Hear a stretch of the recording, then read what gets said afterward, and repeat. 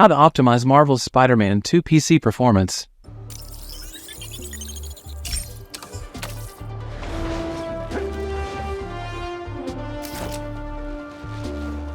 So first of all, make sure that your system meets the hardware requirements of the game.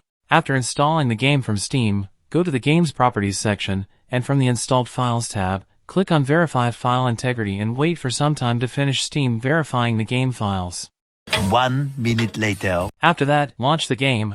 Now from the game's launcher, click on Settings. And now, from the Display tab, set Window Mode to Exclusive Full Screen and choose the display resolution as per your monitor or external display.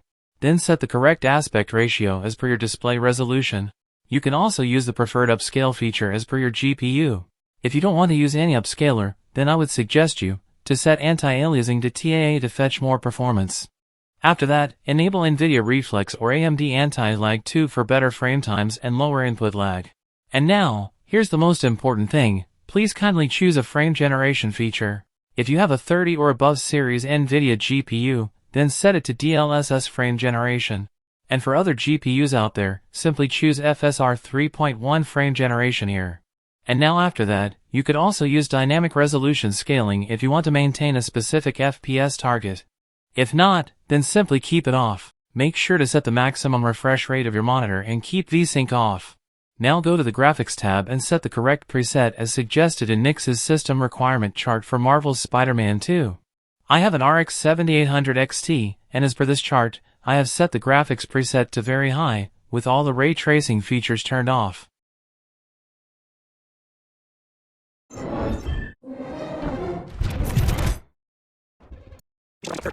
Another important thing, make sure to lock the frame rate for this game.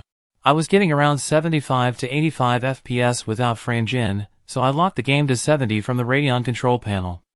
Now with the pure very high preset, as you can see here, I am getting around 120 to 130 FPS almost everywhere with FSR 3.1 frame gen turned on. Now let me keep playing the benchmark footage in the background while I tell you about some other things.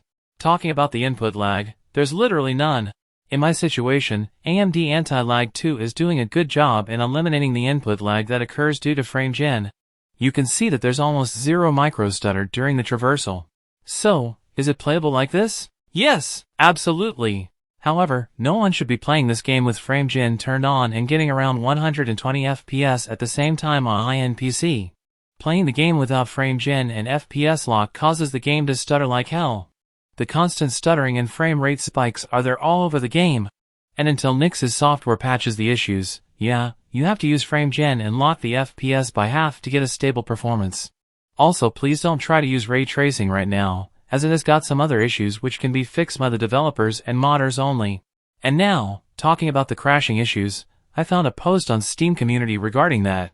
According to this post, I uninstalled this PS PC software development kit from my system and played the game for constant 2 days without this PlayStation's toolkit.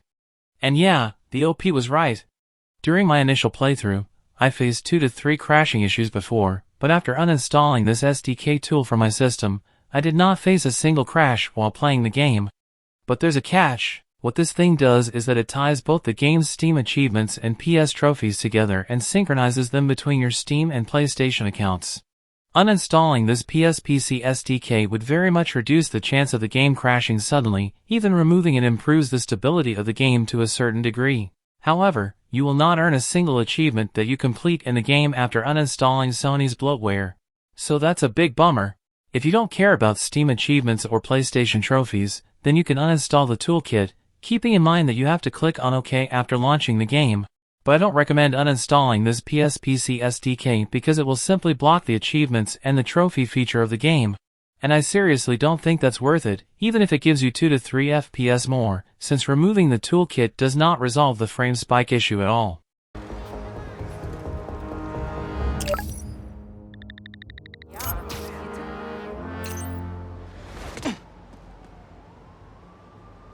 Moving on.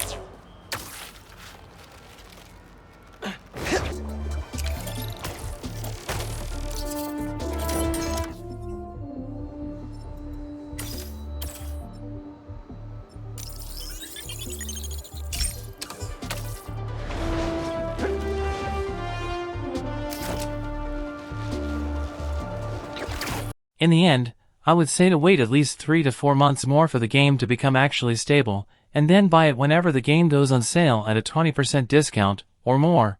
You can get more info about the patch releases on Marvel's Spider-Man 2 Steam page. And that's it. Thanks for watching, guys. See ya!